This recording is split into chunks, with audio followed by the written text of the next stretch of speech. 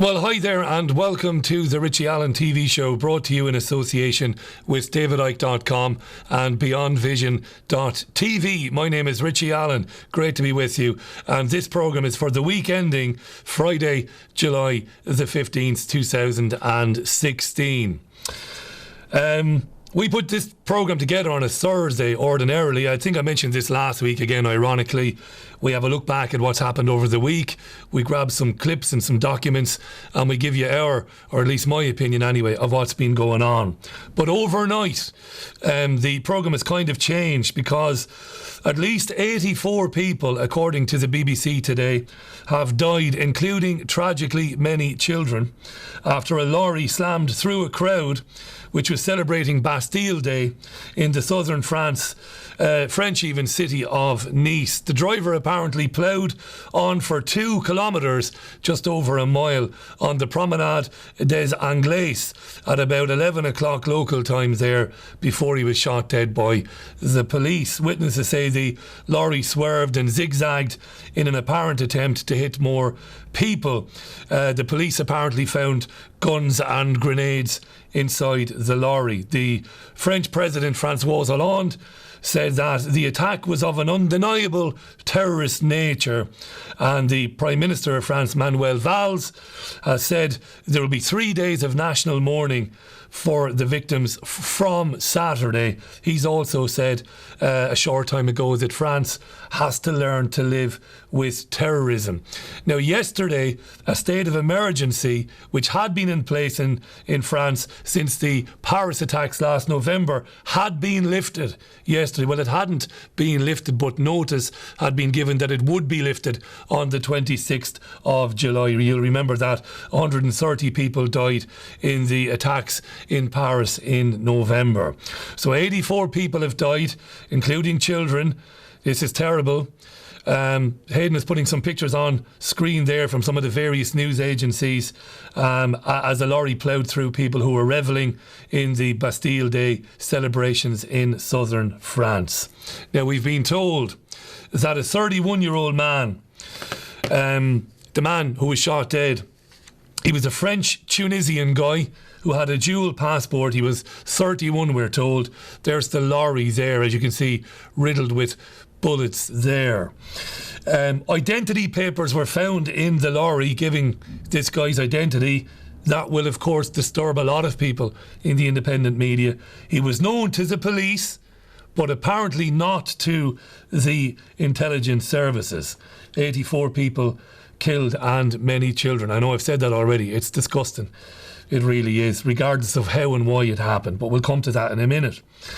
Just to go back to the French President François Hollande, he said France is under attack from Islamic terrorism, and as I just said, he's extended the state of emergency that France had been under for a further 3 months. Interestingly enough, he said today, we will increase our efforts in Syria and in Iraq.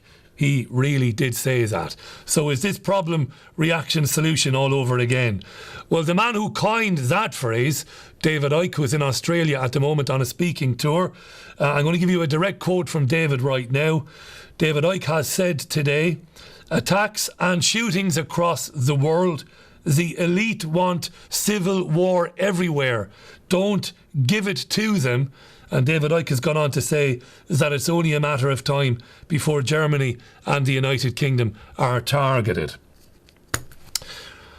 So, my producer, the man whom without this programme couldn't happen, Hayden Hughes, like myself, was listening to BBC Radio 5 this morning, but we were listening at different times. I'm out at the crack of dawn with our dog, and I heard the very early minutes of the programme on BBC Radio 5, their breakfast programme. And I thought it was very interesting that they interviewed a couple of passers-by and a couple of holidaymakers who'd been there, who sounded very, very, very, very well read, very, very good speakers, almost broadcast quality. I thought, I can't play you those clips now, but I've got to wait till later on to grab the iPlayer. I will be doing it on the Sunday View radio show because it was extraordinary what I was listening to. Now, Hayden heard a guy speaking to the BBC called Nader El Shafei, or El Shafi. He's an Egyptian man, and he describes coming face to face with the lorry driver while the driver was still inside the lorry. Now, why this is significant is because the clip I'm going to play you now, which was taken by the BBC website from the Radio 5 interview, it doesn't include everything that the guy told BBC Radio 5 today, and I'll bring Hayden in on that in a minute. So because we're doing this on the fly, we're going to be very unprofessional here, and I'm going to play this from my cell phone, right? So have a listen to this. I'm going to hold it towards the microphone, and we're going to have a listen to this now, I hope. So the guy from the beginning, after he just ran over the people, and we thought at the beginning it was just an accident. What have I done there now, Hayden? I've made a mess of that, but we're going to carry on. I'm going to play it again. I think I must have hit a button by mistake. Let's try it again. So the guy from the beginning, after he just ran over the people, and we thought at the beginning it was just an accident, and then I saw him taking out his gun and trying to shoot the police when he saw the police coming towards him.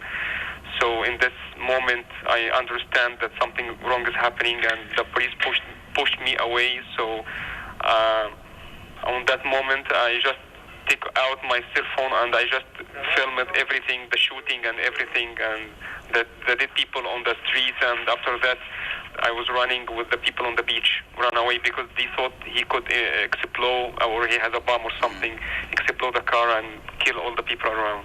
How clearly did you see him? I saw him for like 1 minute face to face, but he was not looking at me. He was not looking at the window. He was just very nervous inside, looking for something around him. And I kept yelling at him, waving with my hands to stop, and trying to tell him that there is a lot of people under his truck dead already.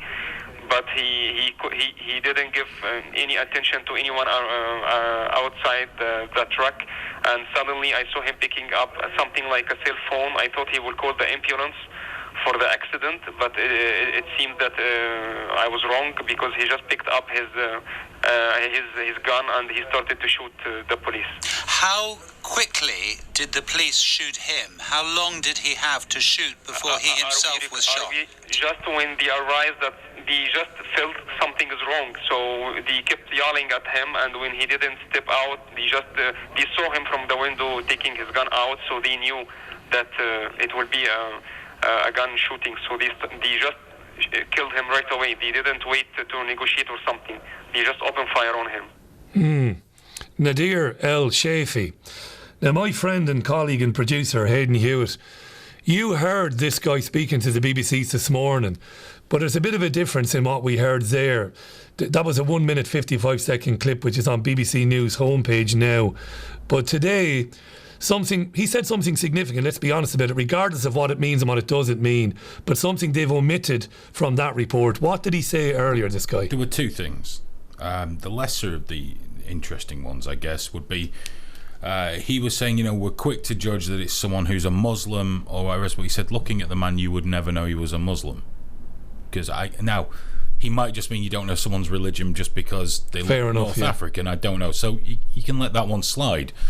But he did also definitely say, because I was sat in at the lights, I even know where, when I listened to this, that the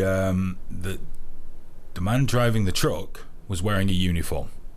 He definitely said a uniform. Now, he didn't say what sort, he didn't say police. Now, usually someone would say army or police, so it might have been a security guard uniform, could have been a supermarket uniform. Could have been a boiler suit of some description or whatever. But it's still something that might, to me, I was like, okay, if he was dressed as a security guard and wasn't one, was this part of a larger plot? Has this gone wrong? And it just seems like a key and personal point. It is a key bit of evidence, isn't it? These guys look like. The shooter in Dallas, we were told he had cargo pants. That's right. He had the tactical vest. We're always told what they wear. Are they wearing Middle Eastern garb? Are they wearing this? Are they wearing that? We're always kind of given a description because it paints that picture. Yeah. Part of good journalism, you describe. Especially on the radio, you can't show, you tell. And yet, it's gone. Now, could it be a time thing? I don't know, but it seems to me, what's the difference between a 1 minute 59 clip and a 2 minute 15 clip? Yeah. I would suspect that somebody has, deliberately omitted that from the audio taken from the BBC Radio 5 breakfast programme, I would also concede, like you, that uniform could mean anything. But thanks for that, by the way. You get accused of being sceptical and that, which is a good thing, but you were right to bring that in. That's very important, that. So the BBC have left that out then. The guy was wearing a uniform of some description. We don't know what it was. Look, I'm going to tell you briefly, not to bore the piss out of you, because you've heard me say this before. In fact, I'm not going to tell you yet. I'm going to play a clip. I'm going to follow the script for a change. I'm going to do it properly. I'm going to play you a clip of Bill O'Reilly, the Fox News lunatic, and Donald Trump, the Republican presidential nominee lunatic. Fox were on air last night when this was happening. So they rang Trump and got him on. And Trump says to O'Reilly, and we've got the clip here, that this is, in fact, O'Reilly says this is a world war. This is very important, the language here. And that NATO should be deployed to wipe ISIS off the map. Have a listen to this. And joining us now on the phone from his Manhattan headquarters is Mr. Trump.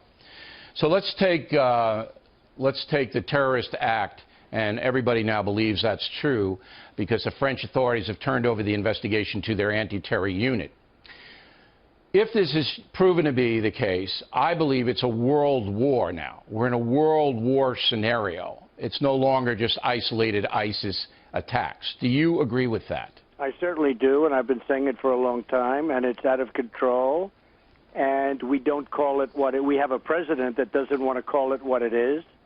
And, you know, you look at World Trade Center, you look at San Bernardino, you look at Paris, 130 people killed and so many injured in Paris from that attack, and you look at Orlando, it's out of control. And Bill, unless we get strong and you know, really strong and very, very smart leadership, it's only going to get worse. Okay, but let's do tactics tonight, because you could be president in 5 months and then another 2 to be sworn in. If it's a world war, then you have to mobilize NATO. You have to get all the NATO countries to say, we are going to commit forces, both ground and air, to wipe ISIS off the face of the earth. Right. Do you not? Do you know? I would say that would be just fine, and I've been saying it. We should use NATO for a purpose. I mean, we're spending a fortune on NATO. We have countries in NATO that don't make a fair contribution. We're supporting NATO, and we should at least get something out of it, and getting rid of ISIS and getting rid of this cancer that we're watching. Yeah, it's a world war, and NATO should be deployed to wipe ISIS off the map. I'm going to come back and tell you more about that in a minute, and about what I think is really going on here. You saw something on Sky News. Yeah, it was a tweet, actually. Was it around this incident, or was it before? No, it's to do with the language that was just, you know, when Bill O'Reilly, this is a world war. Yeah. World War III. World War III. We're hearing that a lot in relation to Putin saying it, these guys saying it. Sky tweeted that Theresa May, I know you're going to talk about her after, but this is just pertinent now. Yeah, so cool, yeah. Her first job is to sit down and discuss what we're going to do in the event of World War III. Not the economy, not Brexit, not any of the other things. World War III. Was that a Sky presenter who said that? I know, it's just a tweet. A tweet, yeah. Well, surely that would be the shortest meeting in the history of the world. What are we going to do? Die. But isn't it fantastic, just the rhetoric, as if that's the most pressing thing she's got to deal with. And of course this came the weekend after NATO met in Warsaw, and the only purpose for the meeting in Warsaw was to agree to increase NATO's military presence in and around the Russian borders, which Ray McGovern, who briefed Kennedy, who briefed Ford, who briefed Carter, Reagan and George H.W. Bush, CIA legend, says is absolutely fucking insane. Of course it's insane. Yeah. But the strange thing is, at this present time, even with that talk and bluster, and there's a bit of bluster coming from the other side and chest puffing, nothing's worse than it's been in the last 20, 30 years. It's not actually worse. If anything, there's still a lot of dialogue going both ways. It has been worse. But all of a sudden, we're talking about World War III again. I don't remember talking about that since the late 80s. But the coup in Ukraine, the Victoria Nuland and Yatsenyuk, that's pressing some buttons for sure. Well, it's some serious fucking buttons. World War III, it's just like the South China Sea activity, all of that. Do you remember when we were kids? It was a big deal, wasn't it? WW3. Yeah. You had the films coming out in the 80s like Threads and the American one, the name which I completely Red Dawn.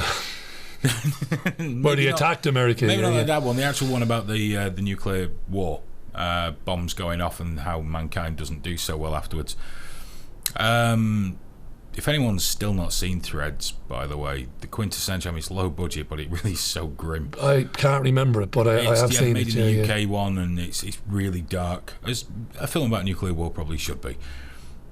But it seems we're ramping up a rhetoric we've not used for years. And to what end? Because there isn't going to be a World War III. Because there's no point to a World War III. Every war, the point is there's a victor. You know that this is where we disagree, and we've always disagreed on this point. Well, if I we are, believe, sorry, I should digress. Sorry, I I put that wrong. believe there will be. If there is, it won't be nuclear. Yeah, If yeah. it is nuclear, it'll be small tactical The mini nuclear nukes, yeah, weapons, not on our population centres.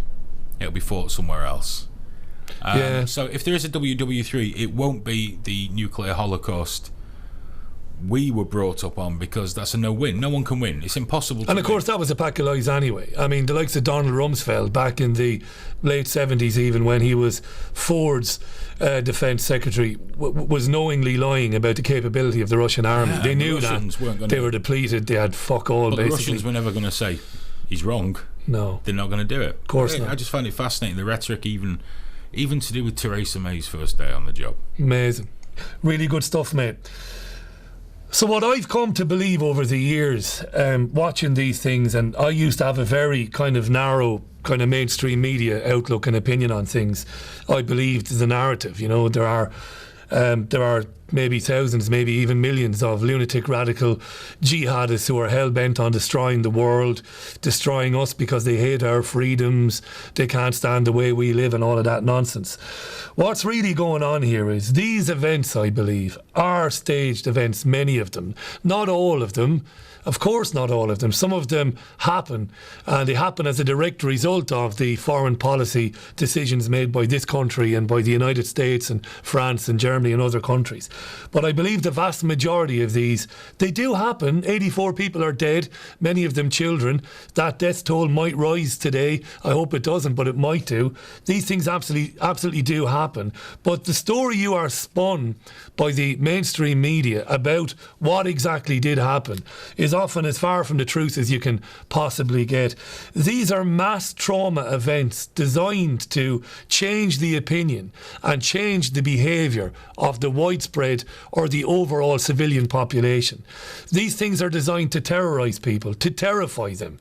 Ironically, you will say, yeah, it's the Muslim terrorists. No, it isn't. It's the state, and it's the deep state and what's behind that is terrorising people in order to get people to willfully hand over freedom, to willfully hand over rights, civil rights, that ordinarily might have been a struggle for the elite to take from them. Now, I know at times I parrot, or I seem to, or sound to parrot David Icke, but that's because I've known David for years, and I've come to believe, not through any coercion, but that he's absolutely right. And you need only look at the way these things are covered by the collective mainstream media to understand how these things work, who benefits from them happening, how the public are manipulated because of them. I go back to what David said today. The elite want civil war everywhere. These mass shootings and attacks, don't give it to them. And it's only a matter of time before these things start happening in mainland Britain and in Germany. And let's talk about how these things are covered by Sky News. I tweeted out last night, and I wasn't exactly Nostradamus when I tweeted this out. You don't have to be a genius to see it coming. But that the bevy of Sky News beauties were going to be flown into Nice. We're going to be flown into southern France to report. I think we've got some pictures, Hayden, haven't we, of how these things happen. This is Kay Burley back in Paris back in November. I think we've even got one from today that I might send you earlier on. This woman's name, I have no idea who this woman is, Sarah something or other. And just behind her, just over her left shoulder, and she keeps ducking out of it during the live feed so that you can see the lorry. They are spinning a dramatic narrative. They are not fucking reporting on anything. They are not. It has already happened. 84 people have been killed by somebody driving a lorry into a crowd of revellers. What these people do is they turn it into an episode of 20 It's what they do. And all day long they will bring people in from stage left, from stage right, to say they were there and they saw it. It was terrible. There were bodies under the lorry. There were people everywhere. There were bodies flying through the air. All the time they're doing that, they're going live to their defence correspondents in London who are spinning the same narrative. It's a jihadist narrative. It's a fundamental radical Islamic narrative. They hate us. They are determined to destroy our democracy and destroy our freedoms. The only people destroying our freedoms are the people who are really behind these attacks. The people who fund, arm and train jihadist groups and set them to commit mass fucking murder in Syria and in Libya and everywhere else. And then enable them to, through the flow of migrants into Europe, enable them to create these atrocities. And that's the ones they actually create, because many of these atrocities are actually planned and carried out by the security forces who are supposed to be looking out for you. Mass trauma, a mass societal trauma inflicted on you and on me, designed to paralyse us with fear that this could happen to us. And the result of that then, well, you can do what you want. Yeah, you can have your fucking Snoopers charter. Why not? Why not? I tell you what, why don't you just send somebody to come and live with me? Why don't you send a guy from MI5 to come and stay in my fucking house forever to make sure I'm not doing anything wrong? That's where it's coming, mate. That's where it's going. And I'm not a crazy conspiracy theorist. You will have guys online today saying this thing didn't even happen, crisis actors. It fucking did happen. 84 people were mown down and killed while they were having a drink or a coffee, watching fireworks. But not necessarily by a crazy lunatic fucking jihadist. Although I'm saying it might have been a crazy lunatic jihadist.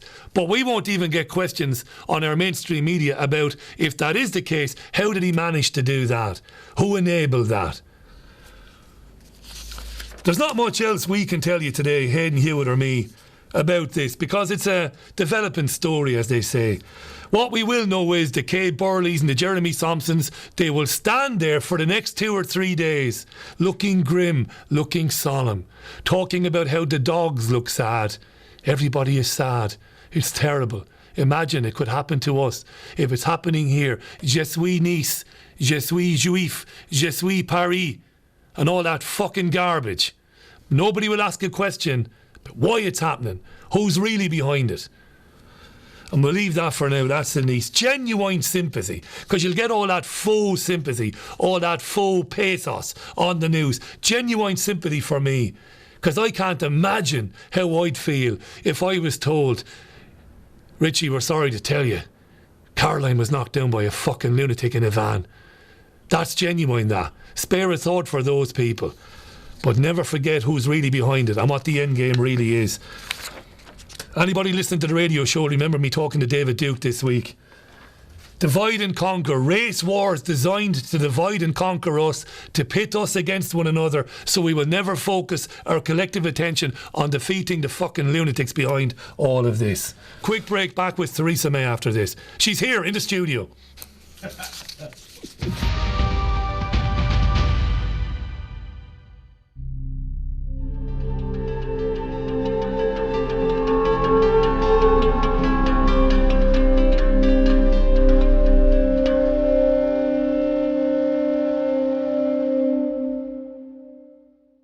Attention small business owner, when is a box more than just a box? No! Oh no, that's just weird. A box is more than just a box when it can give you a couple of extra hours in bed, or at the very least some time to do something more fun and or productive than bookkeeping. Just bang all your paperwork in a box and we'll take care of the rest. Accounts Direct. Accountants on your side.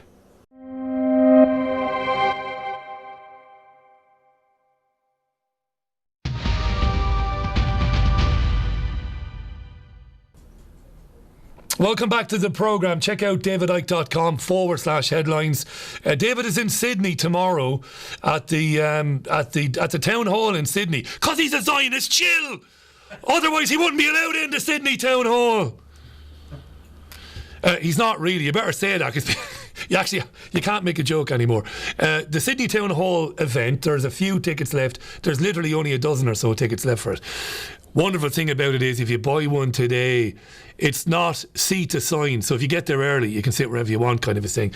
It's an amazing 12-hour presentation. Go and see it. David Icke at the Sydney Town Hall tomorrow. And of course, he's got another event next Saturday. And go to the worldwidewakeup.com to find out where he's going to be. It's amazing, wonderful, life-changing. The Live League television show airs every Thursday. Whenever Hayden Hughes can be bothered his arse turning on the cameras. It's at 10 now. It was 9:30 last week. Could be 11 o'clock next week. It's 10 o'clock from now on in. He's tired of competing with the Richie Allen radio show. No, he's not really. Not only that, can we just say... and John. I know John watches this. And John. Get well soon, fella. John had a really bad accident at work. So we mentioned while we're last training week, up the new boy, another Irish person here. Goes to show how globalist I am. How globalist you are. He's the northern type as well. Northern monkeys. I've now covered the whole island. Well, I'm delighted to hear that. John, good luck, mate. Nothing worse than hurting your back. And thanks for mentioning that, Hayden. My radio show airs Monday to Thursday at 8 p.m. BST and Sunday mornings at 11 a.m. BST as well. Right, so we have a new Prime Minister in the UK. Her name is Theresa May, the former Home Secretary. And Theresa, God love her, has decided to start as she means to go on. Basically lying pathologically within minutes of being confirmed as the new PM by the Queen. Here's the clip to prove that. But the mission to make Britain a country that works for everyone means more than fighting these injustices. If you're from an ordinary working class family, life is much harder than many people in Westminster realise. You have a job, but you don't always have job security. You have your own home, but you worry about paying the mortgage. You can just about manage, but you worry about the cost of living and getting your kids into a good school. If you're one of those families, if you're just managing, I want to address you directly. I know you're working around the clock. I know you're doing your best, and I know that sometimes life can be a struggle. The government I lead will be driven not by the interests of the privileged few, but by yours. We will do everything we can to give you more control over your lives. When we take the big calls, we'll think not of the powerful, but you. When we pass new laws, we'll listen not to the mighty, but to you. When it comes to taxes, we'll prioritise not the wealthy, but you. When it comes to opportunity, we won't entrench the advantages of the fortunate few. We will do everything we can to help anybody, whatever your background, to go as far as your talents. I'll work for you, says Theresa May, not the privileged elite. Do you believe that? You do. If you believe that, I'll tell you another one. Criminal, shameless liar, we know who she is. Here's a few facts about Theresa May that you won't have heard on the mainstream news television shows over the last couple of days. We've got a story, don't we, Hayden, the Metro story. So she voted in favour of same-sex marriage back in 2013. That's brilliant, we couldn't argue with that, well done. But it's all downhill from there. She's always voted for the use of UK military forces overseas. She voted in favour of the Iraq War, and then she voted to replace Trident with a new nuclear weapons system. She voted in favour of holding the EU referendum, but she was in favour of staying in Europe. She's voted for and against more EU integration over the years. This lunatic was in favour of the bedroom tax. She was in favour of against raising social welfare payments in line with prices, against paying higher benefits over longer periods to those with disabilities. She hates the disabled, does this woman, and she's always voted in favour of a reduction in welfare spending. Never voted in favour of going after McDonald's and Nestle and Starbucks and what are they called, Vodafone and all those other tax-shy companies. No, but in favour of cutting allowances to people with disabilities, yeah. She voted to raise the threshold at which people start to pay income tax. That sounds like a great one, that, doesn't it? But really, that only favours people earning over £100,000 a year. She voted against the mansion tax. So that doesn't really, fly too well with, I'm going to stop looking after the privileged elite and I'm going to look after you. She voted against allowing the National Health Service to restrict the provision of services to private patients. She is in favour of outsourcing some NHS services to private companies. She's a fucking lunatic, is this woman. She voted in favour of raising the tuition fee cap to £9,000 a year. Fuck the students. Eh? She voted in favour of mass retention of information about communications. This is where I'm going to bring in my friend Hayden Hughes. Just before Hayden jumps in, she was in favour of selling off the Royal Mail and Britain's stake in Eurostar on the cheap, by the way, with the criminal Gideon Osborne. Hayden, let's talk about the Investigatory Powers Bill, or the Snoopers Charter, and just how serious that is. Now, Hayden's other hat is the management and the public face of liveleak.com, which is in the top 200 most viewed websites on planet Earth. It's a monster, but it's also very good and very important. What is the Investigatory Powers Bill, and how does it relate to what we do when we go online? If we go past all the rhetoric, all the nonsense, all that, if you've got nothing wrong, you've got nothing to hide, and all the positive spin, the negative spin, the spiel, the bullshit and all the nonsense, here's how it is. We reserve the right to curtail all of your online activities because you might not be thinking the things we approve of. Non-violent extremism. You're thinking, well, that's not me. Given this the Richie Allen show, do you think 9/11 was as it was presented in the mainstream news? If the answer is no, you're a non-violent extremist and you're going to hell. Yeah. That's how it works. I could be potentially inciting a lunatic with my views. Potentially. Maybe. Possibly. It's enough. Or you could get an internet ASBO. These are marvellous things. You're banned from using any social media whatsoever. And if you want to tweet, you have to go and ask your local constabulary first. So let's say I want to tweet, as is my wont, saying that a politician might look a little bit like a sex offender, which I've been known to do on occasion, but I always point out I'm sure they're very good with kids. Or I might want to discuss the Bank of England's inability to predict with any kind of reliability in only a 4-month window what's going to happen with interest rates. Yeah. I might want to tweet about that. Fluctuating currencies and all that. I have to run that through the local copper. Yeah. 2 things. He might not know about them. He's got better things to do. But no, this is a good idea because it will stop people driving large lorries through crowds of people. What a load of bull. It's nothing more, as we know and as you talk about and everyone else, of extending their reach into our lives. And Can I read you something? I'm going to read you something. Please, and you comment on this then. Heather Brooke, writing in The Guardian last year, Heather Brooke. This bill is characterised by a clear anti-democratic attitude. Those in power are deemed to be good and therefore are given the benefit of the doubt. Those without power, e.g. citizens or subjects, are potentially bad and therefore must be watched and monitored closely and constantly. End quote. Heather Brooke in The Guardian. All these things, they can retain the information that they can retain, that they want to retain, every record, every access, every message. Why should you have encryption? What about the blackmail potential of all of that? Oh, it's massive. But not only that, encryption.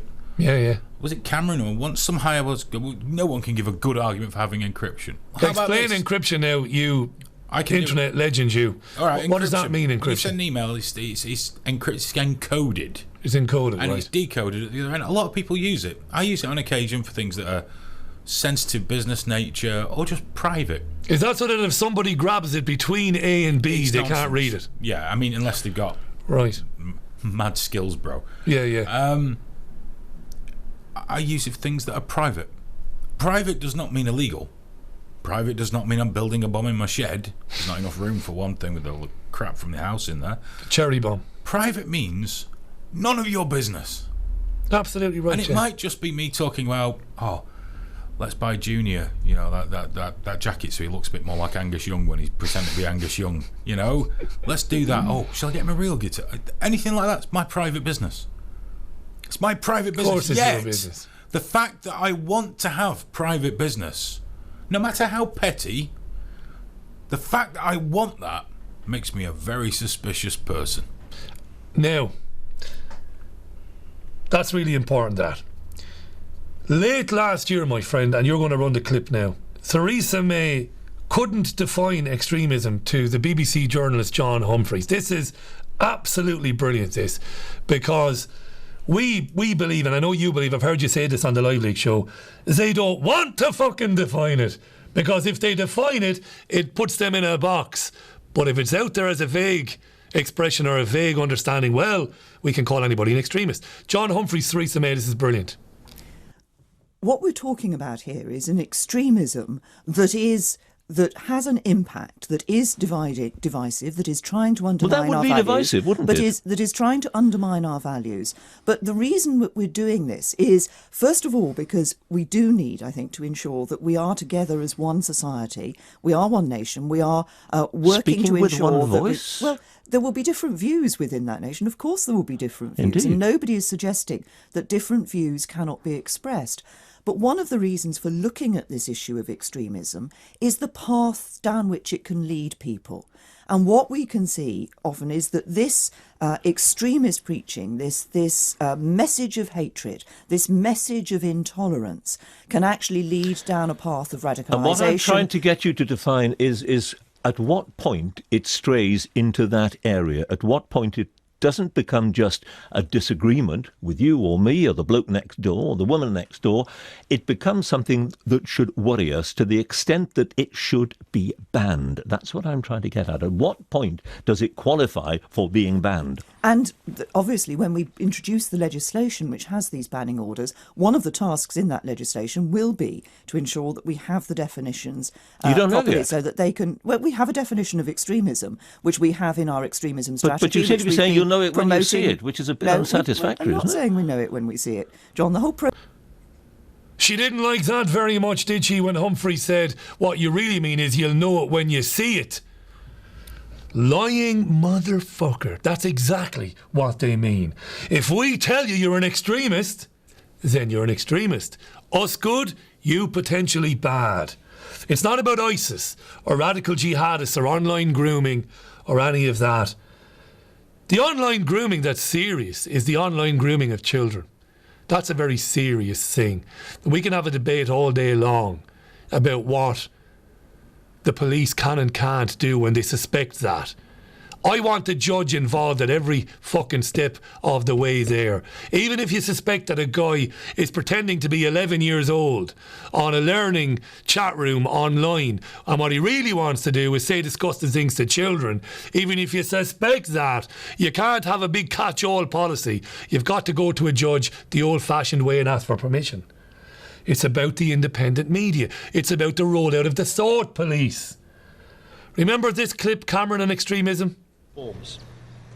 As evidence emerges about the backgrounds of those convicted of terrorist offences, it is clear that many of them were initially influenced by preachers who claim not to encourage violence, but whose worldview can be used as a justification for it.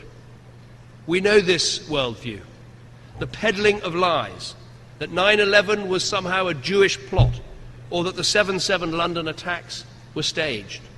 The idea that Muslims are persecuted all over the world as a deliberate act of Western policy. The concept of an inevitable clash of civilizations. We must be clear.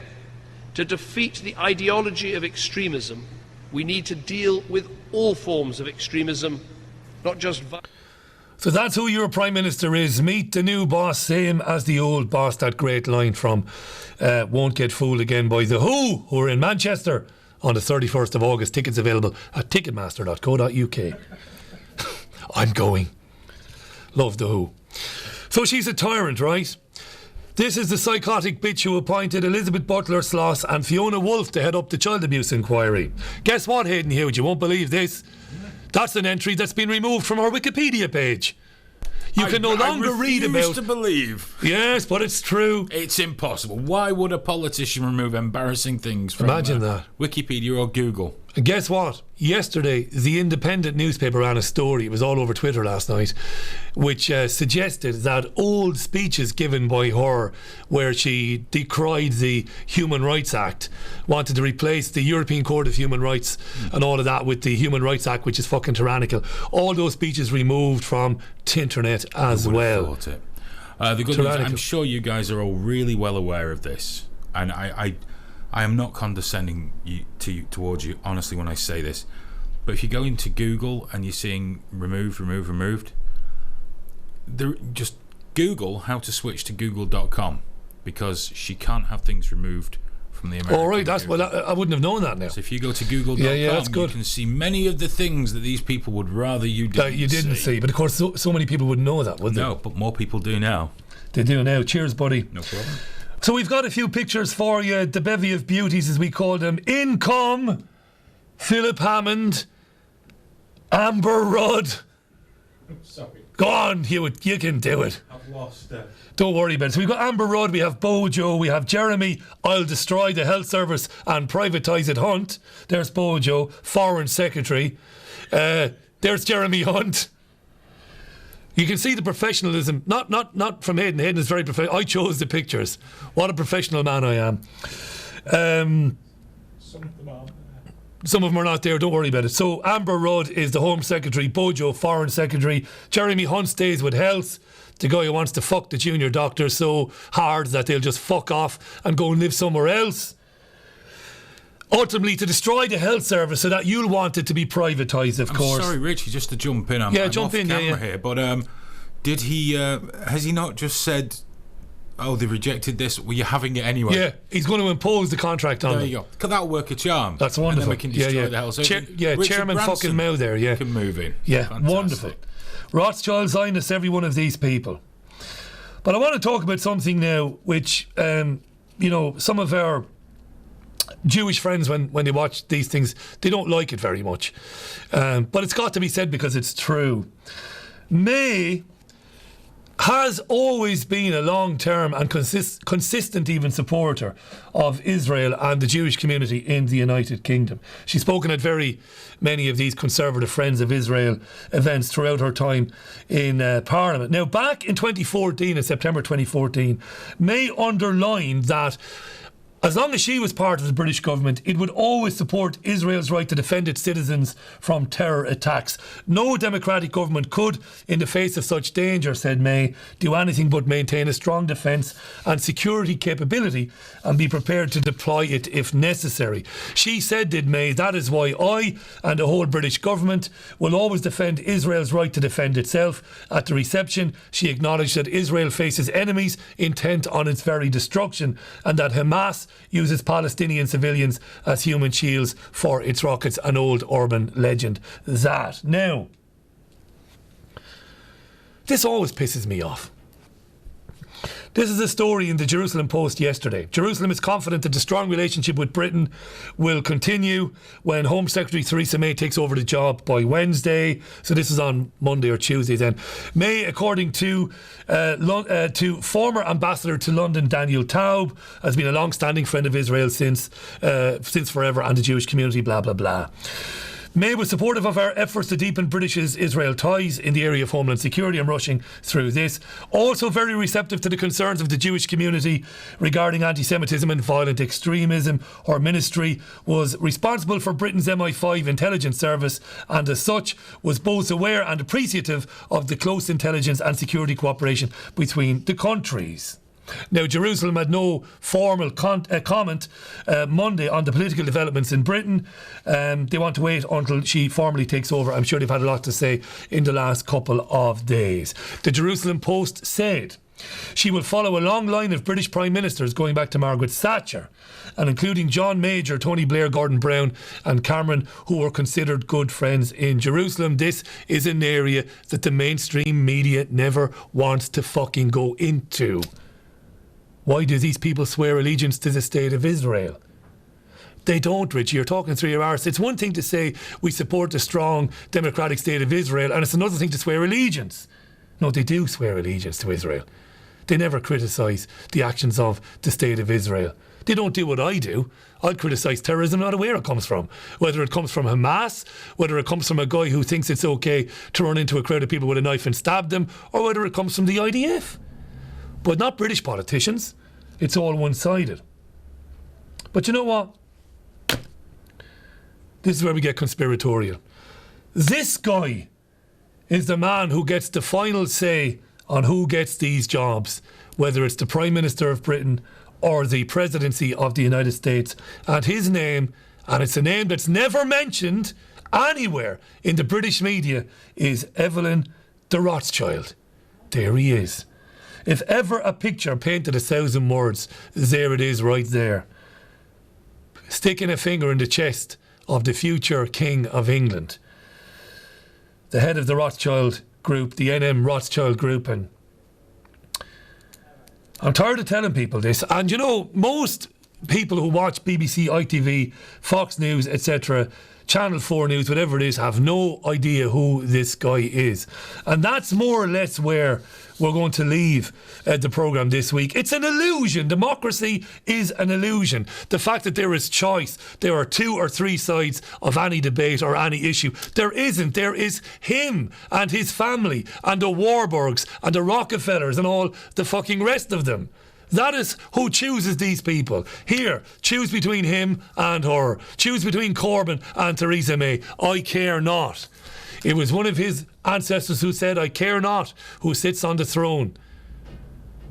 As long as I can control the money supply, I can control the world. Hayden, we want to say a big hi before we go this week. First of all, we want to say hi to Lindsay, who's very fond of the boy Hayden Hughes there and likes this programme. Lindsay, thanks for watching the programme. Thanks for contacting Accounts Direct through BVTV. We're going to leave it there, really. There's not much else to say, really, other than if you've been affected at all by what happened, whether it's in Nice or wherever one of these events happen, you have our genuine sympathy, regardless of who's responsible for it. We will see you again next Friday. Until then, stay with liveleak.com, davidicke.com, and look for my radio show at richieallen.co.uk. Bye for now. Bye for now.